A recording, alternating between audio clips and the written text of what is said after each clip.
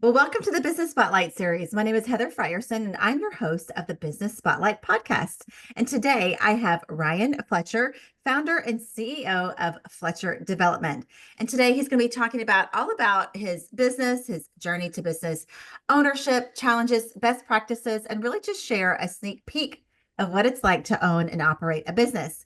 So if this is your first time, be sure to like and subscribe so that you don't miss a notification every time a new show drops, just like this one. Well, Ryan, welcome to the show. I'm so glad you're here. Thank you very much for having me. Well, I can't wait to dive in to your business. And if you're watching or listening to us on YouTube, your background is beautiful with all the houses. And I'm guessing that's a little bit about what we're talking about today with Fletcher Development. So, It's definitely a part of it. well, why don't you just set the stage for us and share a little bit about your background and who you are and a little bit about your business? My background is I grew up a blue collar. I joined the Marine Corps out of college. Was a 0311 in the Marine Corps. When I came home, I got picked up by a builder, started building houses with him. Realized pretty quickly that I could do it myself, and then started building speculative houses back in 2013 now. That speculative houses turned into custom houses. Once we started generating cash flow, we started buying up opportunistic development properties in the Fairfield County area. And that led us up into a couple of years ago. We bought a bunch of assets, repositioned them, got them stabilized. And then I started a technology company called Vibrant Building Technologies about 2 years ago, where we are innovating in the HVAC space. Okay, you just said a lot of time and accomplishments that you've had in the last 12 years, like Couple. that, which tells me that you're a go-getter. But let's walk it back a little bit because something that you said when you're like, I got picked up by a builder and quickly discovered I could do it myself. That in itself is a story, and how you even went from Marine Corps to houses. Can you maybe dive into that a little bit more about that transition and what you Sure. discovered? Yeah, a little bit of background before that is that, since I was probably 12 years old, I was building, my family owned a packaging company and a company called Frierson, and my uncle was a home builder himself and a septic installer. So I Okay. grew up since I was, I'll use the word 12, 13 years old in the field, laboring.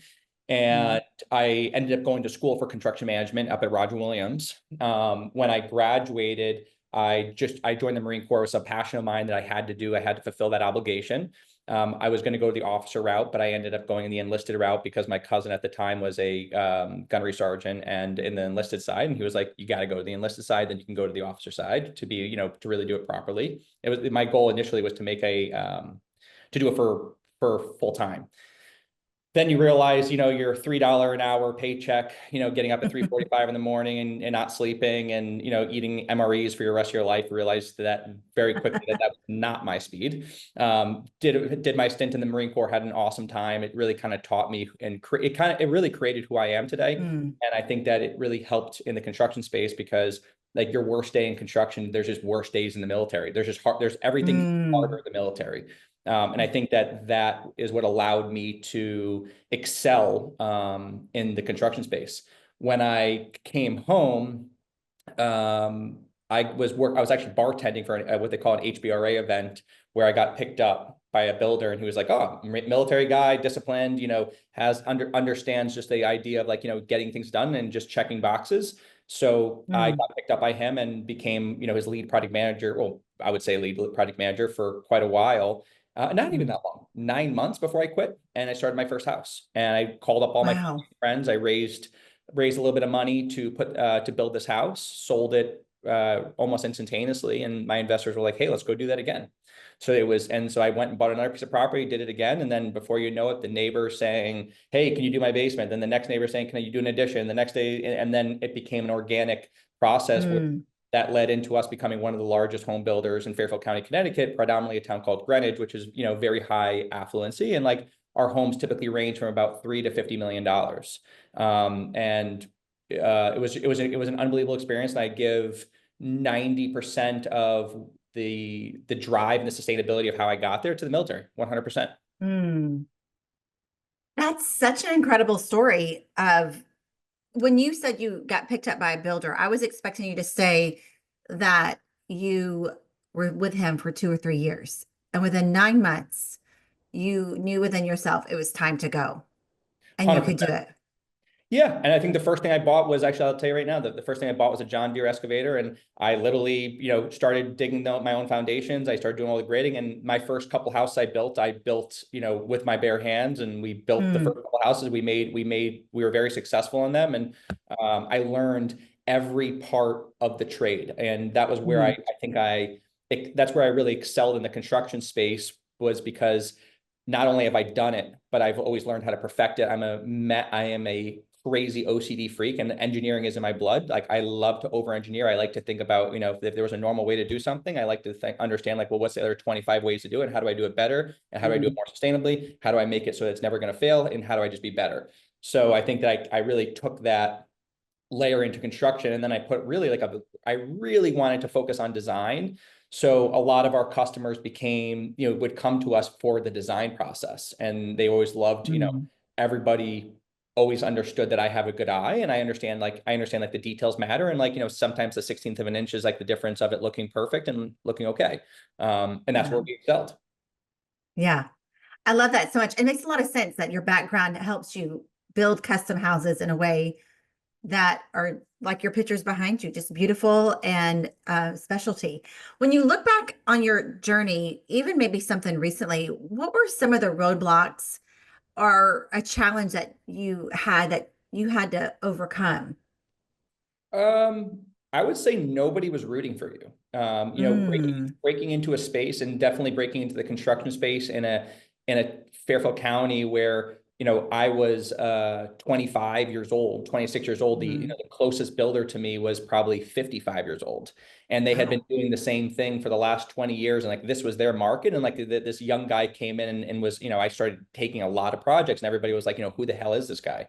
And I think, Hmm. whenever that happens and there's like a disruption into a category like that, it's not their job to like me. Their job is to not like me. And I was met with a lot of opposition on the builder side, and I wasn't invited to the events, and nor did I care. But like, I think that the magazines did a good job of kind of picking us up and, publishing us, and, and being like, showing us that we're like the innovative person in this space. And then once I realized I could build a house, I learned that I could build a better house and a better house and a bigger house. And then that's what led us into the development, because, there's only so many roofs, different types of roofs you can put on a house. There's only so many different kitchens. And I wanted to really push myself into understanding like what was my next task and what was my next obstacle and what was a harder thing for me to build. And that's when I started buying up, large tracts of land. I started buying up distressed office buildings. I started buying up distressed industrial properties and repositioning them. And what do you do with those now? Like, one of our assets we bought, we repositioned it. We have about 150,000 square feet of Class A office space in a town called Darien, which we bought them at an auction, fully vacant. We gutted the buildings down to the studs, rebuilt the whole campus. We bought another Class C office building and repositioned it, and actually built a net zero self-storage facility with a Mm, luxurious car storage, wine storage. And now we're working on actually phase two, which our phase two on the property is actually building a 200 megawatt data center. And then we bought a bunch of land assemblages, and are working with actually two different towns on building full communities within those areas. wow. You keep saying the word we. And so I want to dive into team a little bit because you obviously didn't do this all by yourself. How did you start creating a team around you? And how was that different from being Marine Corps and being a part of it, being a project manager to now leading? Well, I think that the military teaches you how to, work within a team. The first thing that you become as an infantryman in the military is you're part of a team, which is four. And then Hmm. there's three teams within a squad. And then there's three squads within a platoon. So like, all of a sudden it becomes, you learn that the person to your right and left is more important than yourself. Mm, So I think in the construction space, what I did was, well, number one, I only hire people that are smarter than me. That is my number one rule. And I would say I'm not that smart of a person, but I'll outwork anybody.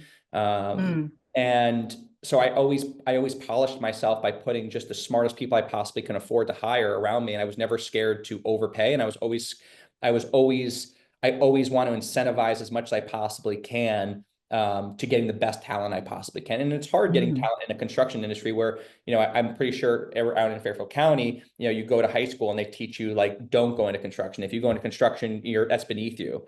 Versus, I couldn't tell you Oh. how many friends that I have that went to business school and they come out of business school and can't figure out what their job opportunity is. But in the construction side, you can become an electrician, a plumber, an HVAC technician with 4 years of apprenticeship, Mm. and you could be making, 10 times more than what you'll be making coming out of, 8 years of college degree. Mm. So, That's a good point.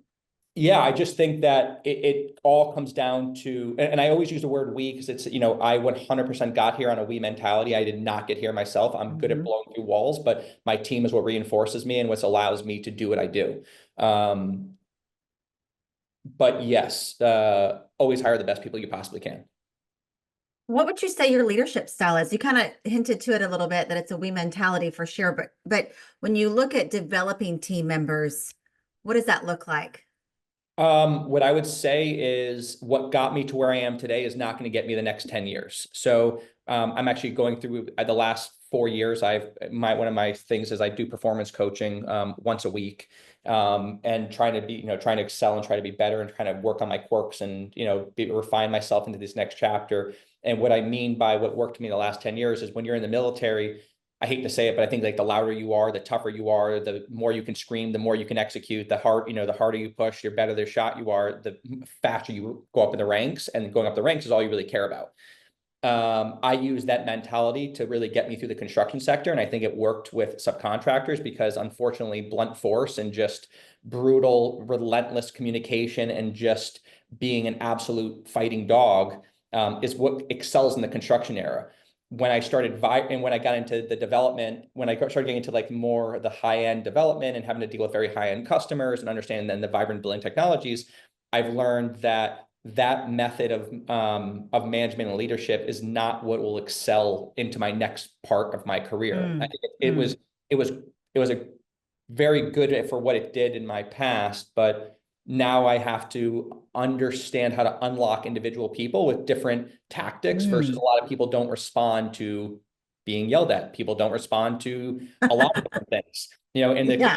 it's not, and it's something that, what I didn't grow up with that mentality in the military. When you did something wrong, like you got yelled at and you got in big freaking trouble and you spent the next 30 minutes in a sandbox doing, whatever it was, like, high knees and, bugs eating you. But you can't, that's not my next chapter. So I'm spending a lot of time right now on leadership skills, to refine that process to advance me into my next chapter. And a lot of that just comes down to patience and be able to deliver the exact same message more effectively. That's really cool. I mean, obviously, this podcast is hosted by Action Coach, a coaching company, and to see how you want to go into the next level and you're intentional by getting performance coaching once a week. And what I really loved is how you said, people don't like to get yelled at, and it's unlocking some leadership skills in you. I think that's incredible. And I guess my question in that lies is, um, what are you discovering about yourself as you're discovering new leadership styles? Ooh. Um, that I have very low patience. Um, that if you're supposed to do something and you don't do it, communication solves all problems. I think that that's probably one of my biggest weaknesses is that people around, even some of the smartest people I know, they just have poor communication skills, whether it's responding to emails in a timely manner, or if they were supposed to execute on something and they just didn't deliver it and they were like, oh, no big deal, it was gonna be the next day. It's a set off for me. So I think that learning that, like, kind of like, what is that, like, what's that trigger, and being Mm. able to, sit with that person and for them to understand why that's a problem and understand the fundamental reasons. It's not just about my feelings. And I'm definitely trying to teach people or show people that it's not just because Ryan said so. It's because like there's a whole Mm. entire chain reaction of that deliverable that then allowed 25 other people on the side of the other side to be able to do their jobs. Uh, Mm. I think what I've learned about myself is that I love to work. I love to grind, and I love to be put into the hardest obstacles I possibly can. I do not thrive when I have an easy task in front of me. I do not Mm, thrive if I don't have a stack of work to do that's this tall that feels like it's overbearing. I don't thrive. I think that I thrive in chaos. mm, I think that, I'd kind of put that towards my military fight or flight mentality where like the situation was the situation and you still had to perform. So mm. it's just a good training skill that I'm doing now. And now I'm just trying to be better. Yeah. Yeah. Do you feel a sense of the team working differently as would this season change? Yes, I feel like I'm definitely getting more effective communication. I'm definitely Mm, feeling like we're advancing the ball faster and quicker than before. But I would also say is that in the transition of being a builder to a developer to a real estate technology entrepreneur, you hire different people too. In mhm, your early days, you're hiring, laborers and machine operators and carpenters, a lot of which is a different personality. And then when you get into the development world, you're hiring, typically the person that understands the numbers is not the person that understands the construction means and methods. So that's always a hard point. And then when you're dealing with the engineering and technology, you're hiring very, very sophisticated engineers, and engineers is a different type of person. So like I'm dealing with mm, many, many different types of people that couldn't be more polar opposite from each other than mm, it's a joke how much of the polar opposites are there. They are. And I love each one of them individually, for mhm, who they are and what they bring to the table. But I also do have a no bullshit policy. And I don't mean this, mhm. use the curse word, but That's okay. don't lie to me. Mm, Don't ever, be rude to somebody else on your team and condescend on one of your team members. If there's a problem, let's address it. And also I think that open honesty and hard, blunt honesty, it prevails, because I think that when mm, people start sugarcoating things, that's when the communication starts to fail. yeah. Some people might say that I can be that I have no feelings, because I think a lot of people will just still say that because I just say it how it is. If you're not doing a good Mm, job, I'll be the first person to say like you're underperforming and this is why. And I think that these are the things we can work on and this is why I'm seeing this. And or if they did a design on an engineering product and it's not correct, I'll be the first person to say like this is not actionable, this is not correct, like this is why. And like let's work together now to solve why that's a problem. yeah. But I'll never ask somebody something of somebody that I wouldn't do myself, and that I Mm, can't do myself. And when I don't know, I ask them to teach me. that's really good. That's really good leadership in and of itself. Saying that you don't do anything or you wouldn't ask anybody that you wouldn't do yourself. Yeah.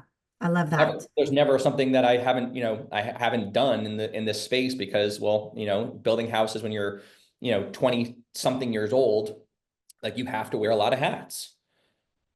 Yeah, for sure. I'm like the best broom cleaner in the entire world. I love that. I found that with a lot of men that are men and women that have gone into the Marine Corps, that they're very structured in every area of their life, including cleaning. Oh yeah, I get down on that scrub brush, no problem. I love it. It's so good. So you also have another business that I want to touch on that goes along with Fletcher Development. Um, can you speak a little bit to that and how they go together? Sure, yeah. Vibrant Building Technologies. We started about 2 years ago, probably about 18 months of like real hardcore, full press on it. Basically, I am a very blessed person where I sit at the table with a lot of some of the biggest entrepreneurs, I would say, in the country, in the technology space. And when we have our dinners, it's always like, Ryan, you have a great company. Fletcher's an amazing company. You have a lot of great real estate assets, but your business itself is not really worth a whole lot because it's you. And like you might have 100 employees, Mm, 50 employees, whatever it is, but you die, you have a problem, and like your mm, legacy kind of ends with you. And through, so that was always something that I always wanted to focus on, like, well, what was my next tier of entrepreneurship in my career. And in the construction space, starting from building in like 2000 and call it 12 to today, the evolution of building code changed dramatically. It probably changed more in the last 10 years than it did in the last 100 years. And oh, wow. also we dealt with COVID. So one of the things that we were dealing with was When we first started building houses, we were using all fiberglass insulation. And then code changed and said, hey, energy conservation, if we're going to heat and cool these houses, we want more insulation, more insulation. And now for me to even get a CO on a house, I have to have a blower door test saying that there's no air leakage in my house. And I have to have, from then till now, the insulation code is doubled, which means I have to use spray foam insulation in houses. So what we created is something called sick house syndrome. And what it is that old houses naturally drafted. If it was raining outside, you kind of felt a little bit of moisture inside, like it was naturally ventilating a house. Fast forward to the house we built today, they have zero ventilation. So we saw the problem in our house that we were getting fireplaces that were, we double-sided fireplaces, the smoke would come and get backdrafting into the house, windows would open, there's big gusts of wind coming in, boiler backups. We had started having all these problems in these houses. And it really came down to the fact that our houses were always in a negative air pressure because you're always extracting air out of a house. Think about like your kitchen hood, your bathroom fans are always taking air out, but you're never putting air back in. And you're using air. And then now all that air that's in the house that's in a negative air pressure is like you're breathing, pushing out CO2. You got this viruses coming out of your mouth. You have a 20-person party event. You have the room starts getting hot. The room starts getting, you're all of a sudden, it's like the classic, you go into a conference room and you close the door with 10 people in it. What happens? 20 minutes into that conference room, everybody starts getting tired. It's basic particulate matter and CO2 spiking, and your cognitive performance is declining. So we started, my first person was like a research analyst and a scientist to basically figure out like what the problem was. We all dealt with the COVID world where, what did we learn from COVID? We learned it's a virus, whatever, but we learned that it's airborne. So we learned that like everything in the air is what gets us sick. But we learned that we spend 90% of our time indoors. We learned that the air inside your house is 5 times worse than the air outside. And we also learned that 50% of your illnesses are started by airborne diseases. So we created a product called Vibrant Air, which is a energy recovery ventilation system and purification system. It is a disruptor to the HVAC space. And what it does is it turns every HVAC system into a smart HVAC system that uses machine learning, or what I guess everybody calls today AI, that automates the process of how your system operates to optimize the air inside of an environment for human health and performance. And it does that by taking control of your HVAC system and then adding in ventilation from the outside, and then bringing all the air through a purification process that kills up to 99% of all viruses, bacteria, and then catches all that in a big filter. And so that's what our system is. So it's a pretty simplistic system, but it's hopefully going to get rid of it. Everybody right now has, I have like 5 of them myself, these little purifiers over in the corners of all my rooms. And I have one in my baby's room. I got one in my other baby's room. And, they're great for what they are for an individual unit. And then I don't know if you bought like an air quality monitor, buy an air quality monitor, stick it in your kitchen or stick it in your bedroom, and then wake up the next morning and look at what it says. It's scary. And you'll start asking yourself like, well, did I wake up with a headache because my CO2 spiked, or did I wake up for a headache for what reason? So I think why isn't anyone talking about this? Like, this is all. I think a lot of people are. I think that I think that we're actually like right in the beginning of this wave. I think that there's a lot of code adoption right now. If you look at like kind of like there's a massive wave right now of happening at the code level from both a government level and then a state level that basically is mandating better ventilation and better filtration inside of buildings. There's a big push at school systems, public spaces. How do we improve air quality? How do we improve air quality? Because we all know that that's just how we get sick, and we're homebodies, right? We all spend our time inside. So, so we patented this product, and we have about 10 engineers, that are building product. We do everything in-house. We don't outsource anything. And we launched at the International Home Builder Show about 5 weeks ago in Vegas. We've already have pre-sales for hundreds and hundreds of units, and we'll start delivering our first products in November. Wow. That is quite, it all goes together. I can see that. And I'm kind of saying, wow, because I'm still in shock I haven't really heard of people saying what you said earlier about hiring the scientists and realizing, there's no ventilation in the house, and all of these things. I think is something that maybe just the average person that doesn't in the housing business doesn't know, and how you're changing that. It's just different. It's, this happened fast. This happened really fast. It happened really fast. over the last 5, 6 years we're talking about. And in that 5 or 6 years, we dealt with COVID, and in Yeah. everybody in construction, just basically only thing we dealt with the last 5 years is being able to like build these darn houses because we had material issues, we had labor issues, we had Mm-hmm. cost issues. Like we were kind of all fighting for our lives while this problem Mm-hmm. snuck up on us and hit us in the head. Mm-hmm. Yeah. So you got investors for this company, right? We do. What was your reason? Because everybody has different reasons for going the investor route versus self-funding. So I did. I self-funded it up until December. So I Mm-hmm. invested over 2 million into the product myself up until December, and then in December we went out to raise money from our family and friends. We brought in family and friends, and then we over the last 12 months we've been circling investors. And the reason is that if you're going to build a company like what we're building right now, scalability, speed to execution is everything. And when you're burning hundreds of thousands a month to create the product, innovate the product, get it to market, meet these people, and all the above, like Mm-hmm. you have to have a substantial amount of gunpowder behind you to be able to understand that you're going to burn until you get yourself out of that curve where, I call it the Mm-hmm. valley. Well, I think a lot of people call it the valley of death. And just, that's why I think I've heard statistics that like 1% of startups fail, or 1% of startups make it. Mm-hmm. Mm-hmm. Mm-hmm. And I Mm-hmm. understand Yeah. fully, I understand exactly why that is the case, because as a startup, as an entrepreneur, you have to do 100 jobs at the same time, at the highest capacity, at the best, and have the best product. And if you don't, well, you just don't get funded. And Yeah. and you have to show the investors that you're going 110 miles an hour towards a cliff, without having the funding proper, without having the product design fully done. And like you're going towards a cliff, and you just got to Yeah. keep the road out in front of you as you go. It's true. It's so true. So you mentioned earlier about the construction, you said, I wrote it down, legacy ends with me. And so now you're building this company in order to not only be something that you're passionate about, but it's obviously a legacy. So I want to jump 3 to 5 years ahead and ask, where do you see yourself and your two companies in 3 to 5 years? I think that Vibrant is in an unbelievable position right now to really own the healthy home market. And that's what we're really catering towards it, is we believe that like that the biggest technology innovators, let's just say Apple, Amazon, Microsoft, they're all trying to own the home interface, like the connected home. And if anybody Mhm. went to CES this past year, you went to CES, you saw that LG and Samsung is like, it's all about the connected home. It's all about the washing machine, Mm, microwave, and the microwave talking to the refrigerator, the whole thing, versus so much. nobody's talking about the healthy home. And so I love that. what we want to be is we want to be the plug into everybody's interface that makes your house a space that is like your health spot, that allows you to perform at the highest levels. Because I'm that person that, if you go on Instagram and it tells me like, take these two blue pills and it's going to make you perform at a higher level, I'm taking four.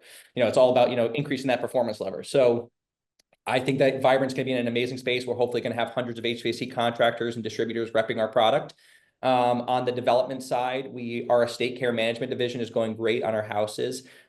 We are doing smaller. We're really scaling away from those big houses, because those require Ryan Fletcher's time, and my personal time needs to be able to be allocated to a Vibrant. But I have an unbelievable construction team that is executing at very high levels. But I want to make sure we continue to keep them going, because that team is what allows us to be vertically integrated for our development opportunities.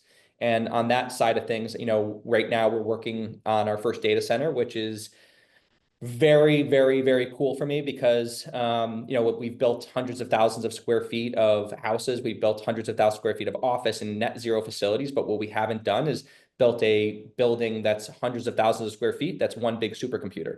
And Mm, trying to understand, trying to mix technology and real estate together, and understanding like the power consumption needs, and how this data works. And this, we're looking at this AI ramp right now that is just so mhm, exponential every single day. What was yesterday is different today. You know, mhm, so even every data center built, every data center built is almost outdated as of today, because mm, the requirements have changed so drastically in the last 18 months. So I think that learning on that forefront, and doing that is very advantageous to me. It's also very complementary to Vibrant, because the technologies we're learning, both hardware and software, and the relationships that we make from a funding part of side of things, they're very complementary of one another, and it allows us to really sell our platform of our Mm. business. You have a lot going on We have a in lot the going. next, yeah, in the next 3 to 5 years. Do you see the Fletcher development, even if you're not at the helm, going on and maybe being like a builder name that people become familiar with throughout the country? No, I don't think so. Just because, like, when I first started Fletcher, the idea was to institutionalize like that division and build houses all across America. And I just realized that, like, it's just not, I love it. I love building houses, but Mm, what I'm good at is building complex things and doing a really good job of it. I'm not that person that can go and build track homes. Like, I would lose yeah. money because I know how to build I know how to build the highest level product. And once you understand how to build the product the right way and like the highest end, Mm, anything less, it's just not, right. it's not your bucket. So, but what I do think is that we have two software engineers right now that are building out a software for our business, for the construction business, that we're hoping will be able to make everybody's businesses more successful. So we're hoping that, Hmm. in helping ourselves manage our own design build process, that we'll be able to license that to other people to make other people Hmm. more effective in their construction sectors. But really, Yeah. my focus is Vibrant, because Vibrant is where I really get to push the envelope and have to really make myself think. Mm. It's good that you know that. I think it's really important that we all know that, whether we're entrepreneurs or leaders, executive C-suites, to know what our lane is and where we're headed. So that's really cool. And you have a really cool story, Thank really, you. and a lot going on. Oh, Um, huh? a few things. A few things, a few things. Never boring, I'm assuming. Never No, boring. never bored. No. Well, I don't know about you, but I was ready for some fun rapid fire questions. What do you say? Absolutely, go for it. All right. What would you say is the key to success for you? Never quitting. That's the only I way you don't, fail, is by quitting. yeah. Yeah. I don't see you quitting. I No, see you. Yeah. The word there's no retire is not quitting. in your language. Yeah. No, never. Yeah. What would be the one piece of advice that you would give to other business owners? Never quit. And just like, every obstacle that comes your way, just get through it. Mm, I think that being an entrepreneur and running a business is about problem solving. And if you're not mm, you have to be able to problem solve at the fastest capacity you possibly can. yeah. And that's how you get in front, because whether it's construction or anything, as an entrepreneur, like, that's all you do is problem solve. Yeah. So true. All right. And, Book or pod. networking. Say that again. And networking. Networking. Yes, that's a must for sure. Yeah, that's one I'm just really getting into, and it's definitely been like it's hard, and you have to leave your emotions at the door, but like it's very successful. Mm, There's a lot of to come with it. yeah. So true.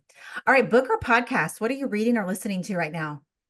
Um, I just read Elon's book. I just finished Elon's book. I love Elon. I think that he's like just like such a killer. I'm doing Schwartz's book right now.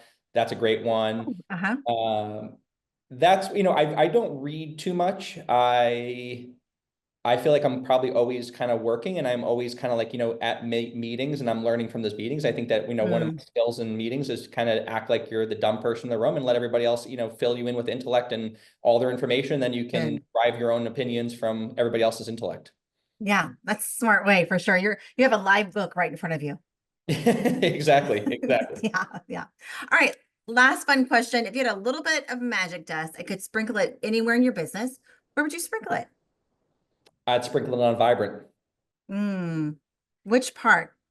The go to market and um, making, and sending it as hard as I possibly can on the delivery and of this product. I mean, we're in that stage right now where, you can have the best pitch deck and the best web page and the best product, but Mm, like, the only thing that matters now is getting into the hands of homeowners and getting it installed and making sure HVAC contractors and builders and developers believe in your vision and believe that the healthy home matters. And yeah, that's where I would sprinkle it. yeah, that's really good.